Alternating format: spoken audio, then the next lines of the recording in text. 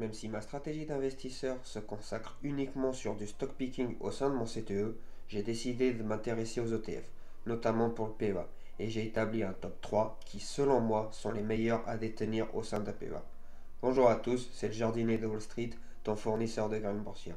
Je suis ravi de vous retrouver dans cette nouvelle vidéo. N'ayons pas de PEA pour la bonne raison que, si l'État te fait une fleur au niveau fiscal, c'est qu'il a un intérêt derrière, je me suis longtemps refusé d'avoir un PEA.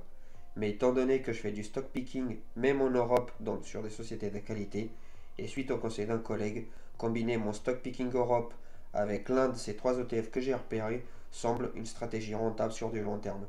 N'hésite pas à me dire ce que tu en penses de cette stratégie dans les commentaires. Mais avant de rentrer dans le vif du sujet, n'hésite pas à t'abonner, à liker la vidéo et à la partager, c'est gratuit et ça m'aide énormément. Tout d'abord, un ETF, c'est quoi?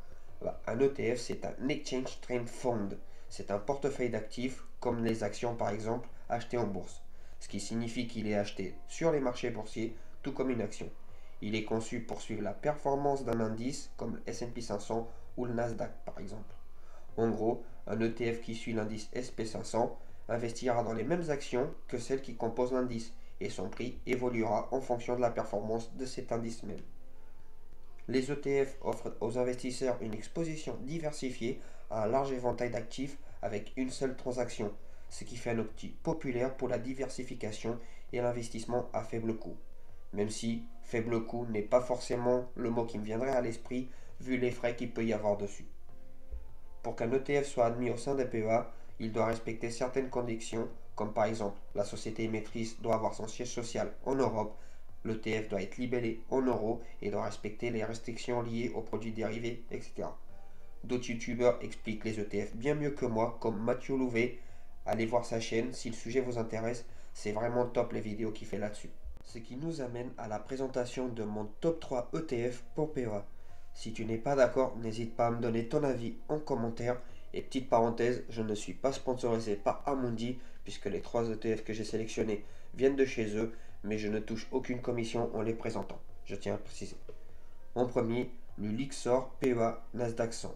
J'ai choisi cet ETF pour plusieurs raisons, notamment ses avantages. Le Nasdaq 100 est un indice emblématique regroupant les 100 plus grandes sociétés non financières cotées au Nasdaq. Cet ETF offre une exposition directe à des entreprises innovantes et technologiques telles que Apple, Amazon, Microsoft, Nvidia et bien d'autres. Son approche de réplication physique garantit une corrélation étroite avec les performances de l'indice. Le Nasdaq étant le fer de lance des marchés et de l'économie américaine, c'est un choix judicieux selon moi. Et si on veut être exposé à un indice performant, il a tout de même 22% annualisé sur les 5 dernières années, ce qui n'est pas rien. Mais il possède 2 inconvénients aussi. Comme tout investissement dans les sociétés technologiques, cet ETF peut être sujetti à la volatilité accrue et les frais de gestion de 0,30% sont légèrement plus élevés que d'autres ETF moins spécialisés, ce qui veut dire que pour 1000 euros sous gestion, on paye 3 euros par an. En deuxième, le Luxor PEA S&P 500. Pour les avantages, le S&P 500 est considéré comme l'indice de référence pour le marché boursier américain, regroupant les 500 plus grandes entreprises américaines. Cet ETF permet de bénéficier de la croissance économique et de la diversification offerte par le marché américain, qui représente 60% du marché mondial. Et le S&P 500 a offert des rendements solides à long terme. Les frais de gestion de 0,15% sont légèrement plus faibles que ceux de l'ETF du Nasdaq 100, ce qui veut dire que pour 1000 euros sous gestion, on paye 1,50 € par an. Au niveau des inconvénients, bien que diversifié, le S&P 500 est concentré sur le marché américain et une crise économique comme celle de 2008 peut affecter l'indice. Certains n'y croient absolument pas, mais il y a une dédollarisation engagée à travers les BRICS, ce qui pourrait faire basculer beaucoup de capitaux des USA vers les pays des BRICS, pays qui cherchent à tout prix à ne plus dépendre du dollar pour les échanges commerciaux internationaux, et ça peut poser problème. Et enfin, le Amundi PEA MSCI Europe. L'Europe a aussi des belles sociétés et le MSCI Europe a plusieurs avantages. Permet de s'exposer aux sociétés européennes en incluant les sociétés anglaises et suisses qui ne sont pas admises normalement au sein du PEA. Et ces deux marchés sont des marchés très compétitifs. Cet ETF offre une exposition large et équilibrée et un panier d'actions européennes sélectionnées avec les méthodes de la MSCI. Les frais de gestion et le prix sont attractifs, offrant un bon rapport qualité-prix. Et au niveau des inconvénients, La croissance économique en Europe peut être plus lente par rapport à d'autres régions du monde, ce qui peut refléter aussi les performances au sein de cet ETF. Bon, maintenant, tu dois te demander pourquoi j'ai choisi des ETF capitalisants plutôt que ceux qui versent des dividendes pour intégrer mon futur PEA. La raison est très simple, je suis jeune, je n'ai pas besoin d'une rente à l'instant T et je compte faire du stock picking sur des actions de très grande qualité au sein de l'Europe. Le PEA va me servir de socle pour les actions françaises et celles que j'estime de qualité dans la zone euro, et ces actions, très souvent, versent déjà des dividendes. Combiné à un ETF qui suit un indice US me permettra de booster la performance de mon PEA.